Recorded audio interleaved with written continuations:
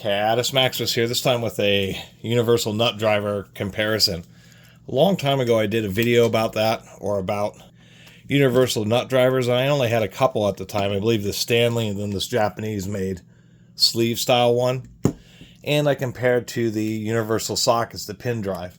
And somebody commented, and I've also noticed, that I've never seen one of these integrated screwdriver type universal nut drivers that was a pin drive. You can always use a spinner handle with the pin drive style, but nonetheless, haven't seen it like that.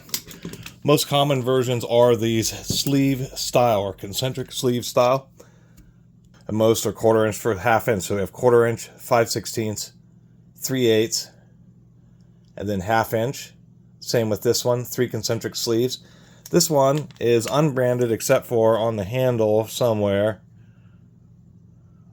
You can just see Japan there.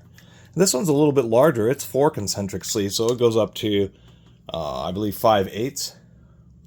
And although this design it does have a pretty good likelihood, people have definitely commented, and I even found one, where if you put a lot of torque on them, it can disrupt these sleeves, bend them and ding them, and then they kind of get stuck together because how they work is, say, on this 5/16 fastener, you just kind of shake it around, and it'll just push that 1/4 inch sleeve in so they interact with the 5/16 sleeve. But if these get really beat up, then those sleeves will want to kind of all push in all at once. If they get rusty, they don't really work. They have a kind of interesting system back here to individually spring load each one of these types of sleeves. But the same token, since they are sleeves and they are layered, they tend to be pretty strong compared to what are the more complex mechanical designs. We have 2 here. My most recent acquisition, this Craftsman, and we have an older Stanley Hexomatic here. The Stanley, and how these work, is when you get onto the end of the fastener, you push the driver down, and as you push it down, it has a taper in there, and it pushes these teeth together, and they are what grab the flats of the fastener, and then you can go ahead and rotate it. And I've noticed both on this one and on the Craftsman has exposed teeth, and it's supposed to overcome one of the major issues with these universal nut drivers is the fact that they have huge diameters. They just will not work in any kind of compact space, especially where you might find a smaller fastener. The Craftsman tried a little bit of a different design with these exposed teeth, so that way when you got onto a fastener, as you twisted the Craftsman, the teeth started to grip in and then grab onto the flats. And when they do that, they draw in, and you have this little bit of clearance here, so it gives you just a little bit better access than what was commonly available. But the problem with both, I've noticed both the Stanley and the Craftsman, is you really feel a lot of flexing going on with the teeth here, and even with the teeth on this one. When you're putting a lot of torque, these things are really just for like appliance maintenance and that type of stuff. If you have not for like automotive fasteners, you try to break bolts with these, it just twists and bends up the metal carriages and retainers and stuff that they're made from. And that's one of the big reasons these all disappeared, was because of that. They were just so easily damaged. And many times when you needed a nut driver, it needs to fit in a relatively small spot, so you just carry around the few that you need: 1/4 inch, 5/16, 8mm, 10mm, etc. And that's really the difference between these style and these styles. These ultimately can handle more torque because of their design, but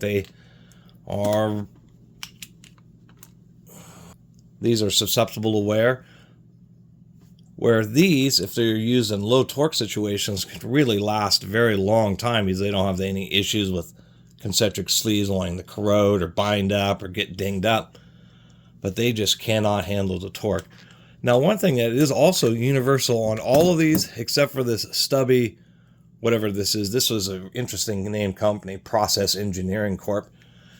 This is the only one that doesn't have a spinner collar on it, and that may be just because it's a shorter version. This Japanese one has a spinner collar on it, so you can press and hold and then just turn the driver. Same thing with this one here. Both the entire stem has a tube on it, and this lower section is independently spinning from the tube. Once again, you hold it, and then you can just turn the driver. The Stanley, come on camera, has a little spinner collar right here, same purpose. And then the Craftsman has this weird kind of floating collar here, once again, same purpose. Use it to press and maintain pressure on the tool while you are turning it. Although the Craftsman is spring-loaded, and it's a little funky because when you make a twist and then you release your hand to rotate it around, the driver will also counter-rotate some. And then you spend a lot of your hand motion just taking up the slack again. Neat mechanical design, but really pretty darn impractical. So, since it's been so long, I only had a couple in my old video. Now I get to have a more proper comparison of 5 different versions of universal nut drivers. And they're a neat kind of tool to collect and have in a collection.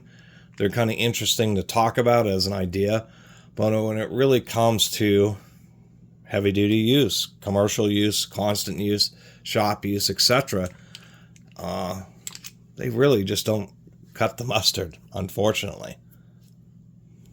The nature of making something that is robust and be able to have a variable number of sizes is a difficult order to fill when you're talking about the kind of loads of using steel tooling to remove steel fasteners, and many times you're not going to be able to be on the fastener all the way, or you're not square under the fastener.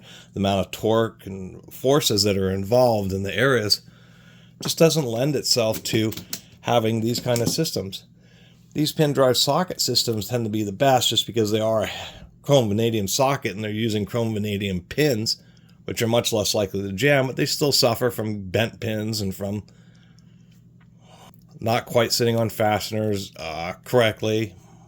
You know, the pin drive has the issue where you think that you may be on center, which is how the pin drives are really designed to work, but you may be offset, and then you won't have a very even engagement of pins, and then it will slip and then round out your fastener. So they're all, I mean, even once again with the pin drive, which is heavier duty, ultimately it's the same issue. It's just they're really impractical when it comes to real world use. But nonetheless, they're kind of cool. And they're one of the few complex hand tools. I mean, on average, one of these has a lot more parts than any ratchet has. And a ratchet would be the next most complicated hand tool. And that's kind of the deal about hand tools. If you look at pliers, adjustable wrenches, all that kind of stuff, those are tools that have, you know, or even regular wrenches or sockets, those are all one-piece tools. But 2, 3, 4 pieces, maybe just 2 or 3 moving pieces. For these kind of tools, they have 10, 12, 15 different pieces with a variety of both stationary and moving parts. That's just adding a lot of extra complexity, which also weakens design or weakens the the ability of the ability for the tool to function, because areas that extra steel would have been thrown out are instead having to be used up for complex mechanisms. Anyway, thanks for watching.